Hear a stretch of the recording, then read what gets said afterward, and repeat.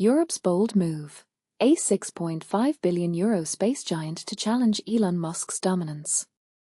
In a groundbreaking development, three European aerospace titans, Airbus, Leonardo, and Thales, have joined forces in a monumental agreement to consolidate their space divisions, creating a powerhouse aimed at rivaling Elon Musk's SpaceX.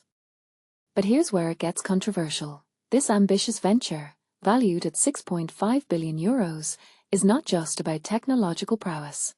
It's a strategic play to reclaim Europe's sovereignty in the fiercely competitive global space industry. And this is the part most people miss.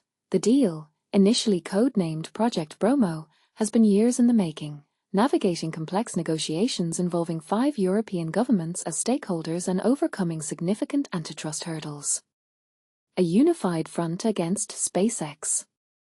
The alliance is specifically targeting SpaceX's stronghold in low Earth orbit satellites, the backbone of Musk's Starlink internet service. With SpaceX eyeing a projected $15 billion in revenue by 2025, Europe's new space champion aims to level the playing field. The combined entity will employ approximately 25,000 people across Europe, headquartered in Toulouse, France, but structured into 5 distinct legal entities to safeguard individual sovereign interests, a governance model reminiscent of the European missile manufacturer MBDA. Ownership and leadership. Airbus, the European aerospace behemoth, will hold a 35% stake, while Leonardo, Italy, and Thales, France, will each own 32.5%. A single CEO, yet to be appointed, will lead the company, supported by managing directors for each participating country. This structure underscores a delicate balance between unified vision and national interests. Political reactions. Enthusiasm meets caution. French Economy Minister Roland Lescure celebrated the announcement as excellent news, emphasizing its potential to boost investment in research and innovation while strengthening European sovereignty.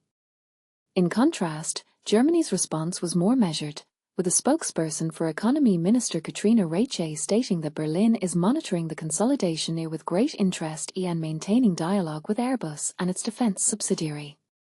This disparity in tone highlights the varying priorities and concerns among European nations.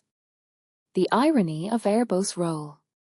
In a twist of irony, Airbus, often regarded as Europe's most successful corporate champion, is at the heart of this deal. Founded in its current form through a Franco-German-Spanish merger in 2000, Airbus exemplifies the very concept of continental champions that France and Germany have been advocating for.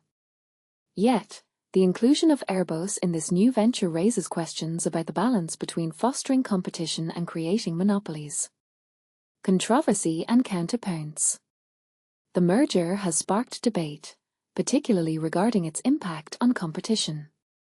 Rolf Densing, Operations Director at the European Space Agency, ESA, has expressed concerns that the deal could limit the agency's options for satellite contracts, leaving Germany's OHB as the sole remaining competitor. OHB CEO Marco Fuchs warns of a potential monopoly that could harm customers and stifle innovation. This echoes the tensions seen in 2019 when the European Commission blocked a merger between Siemens and Alstom, though the current political climate appears more favorable to such consolidations. The broader implications. The deal's success hinges on approval from the European Commission's Competition Directorate, which must reconcile its merger review rules with Ursula von der Leyen's vision of nurturing European champions. As the EU pushes for growth and competitiveness against US and Chinese rivals, the Directorate faces pressure to adopt a more flexible approach. A review of the bloc's merger guidelines is slated for next year, adding another layer of complexity to this high-stakes endeavor. Thought-provoking questions. Does Europe's push for consolidation risk stifling competition and innovation? Or is it a necessary step to compete on a global scale?